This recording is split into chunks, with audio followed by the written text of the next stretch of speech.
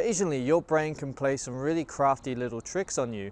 These are called cognitive biases. And in today's video, I want to talk to you about confirmation bias, which, if you have insecurities or limiting beliefs about yourself, can really hold you down. Watch this video to learn more about what this bias is and what you can do about it. The cognitive bias that I want to talk to you about today is called confirmation bias, and it's basically where we look for evidence to support an existing belief that we have about the world around us or ourselves. Quite simply put, we see what we believe and we kind of ignore everything else, especially evidence to the contrary. This bias tends to crop up in many areas of life. So for instance, in investing, many investors have a hunch about a certain stock, and then when they come to do their research, they tend to look for evidence that supports the hunch that they initially had, without looking for evidence to the contrary. And this can lead to overconfidence and bad investment decisions. And the study recently showed that investors that had the highest level of confirmation bias actually performed the worst. They actually made the worst investments. But it can also be a positive thing. So in medicine, there was also a study done whereby people that suffered, or patients that suffered from allergies, were given pills with no active ingredients in them, but because the patients believed that the pills would help them, they actually recovered from their allergies much faster. So they had confirmation bias there. And this is called placebo effect. So placebo effect is one instance of confirmation bias. However, confirmation bias does have a negative side to it, and that's why I wanted to make this video. This is especially true if you have negative views about yourself or negative beliefs about who you are.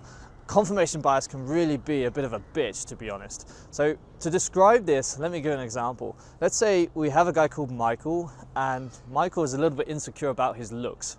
He believes that he is an ugly, unattractive person. Let's say Michael goes to salsa lessons and he approaches a girl and asks her to dance with him, but she rejects him and she says, "I can't dance with you right now, I have to go to the toilet." Objectively, that has nothing to do with the way Michael looks, but Michael might interpret that as being evidence to support the fact that he's an ugly guy. She didn't dance with me because she doesn't want to dance with an ugly, unattractive guy. That might be Michael's interpretation of that because he's suffering from confirmation bias. He's actively looking for evidence to support his existing beliefs. The real problem with this is that you end up in this cycle where you're just constantly feeling negative about yourself. Just everywhere you look, you kind of see evidence that supports your negativity or your negative belief. Okay, so what can you do if you're suffering from confirmation bias? I think one of the most important things is that you pay more attention to the conclusions that you draw from what happens in reality.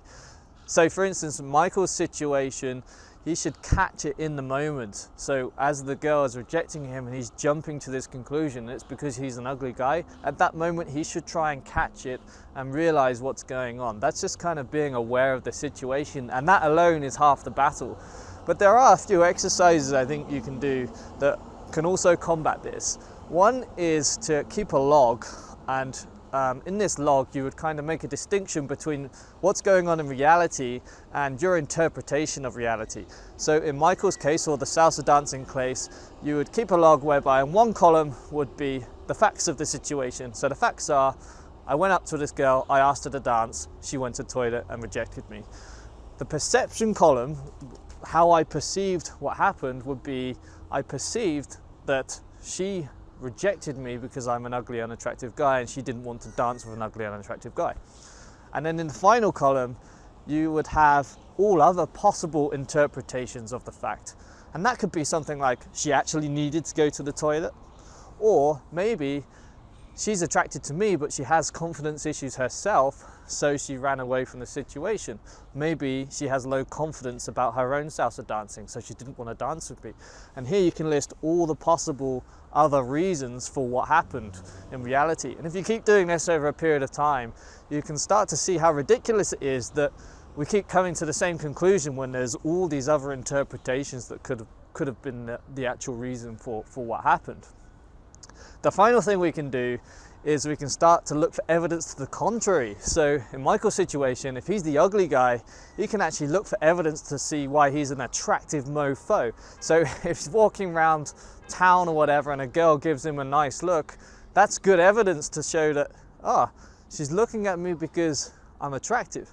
And you can actually start compiling evidence to the contrary of what you believe. And this is very powerful because you start seeing things that you never used to pay attention to, you never really saw before, and it can really invalidate your initial premise. The reality of the situation is that if you look hard enough, you can nearly always find evidence to support any belief or any position that you have. And that's the ridiculousness of the situation. So realize that if you keep coming to negative conclusions about yourself, then that's not reality. That's just your perception. That's just your interpretation of what's really happening. And it's not necessarily the truth. And you can interrupt this by taking on the exercises that I just described. This is one example of how, as soon as I learned about this, as soon as I realized that confirmation bias was a thing and I started to think about my life, I really became a lot more self-aware and a lot more conscious, and it was a starting point for me to eradicate some of my limiting beliefs I had about myself. In fact, the instance or the example that I gave in this video about being the ugly guy was me for 10 years of my life, essentially. And I had a huge amount of confirmation bias. Basically, everywhere I looked confirmed the fact that I was this ugly guy. So that's why I gave the example in this video.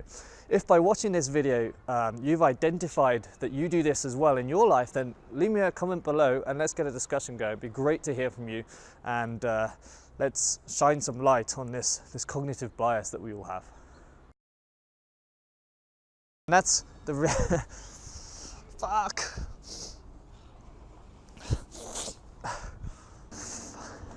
God damn it, I'm cold.